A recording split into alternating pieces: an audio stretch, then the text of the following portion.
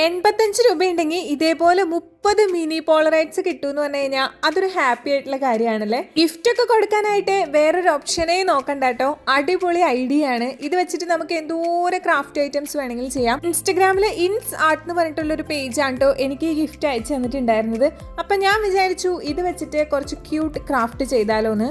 വേറെ ഒന്നുമല്ല, ഒരു ഫോട്ടോ ഫ്രെയിം പോലെ സെറ്റ് ചെയ്തെടുക്കാന്ന് വിചാരിച്ചു. ഇതിപ്പോൾ എൻ്റെ ഫോട്ടോസ് തന്നെയാണ്, ഞാൻ എനിക്ക് തന്നെയാണ് ഗിഫ്റ്റ് ചെയ്യുന്നത്.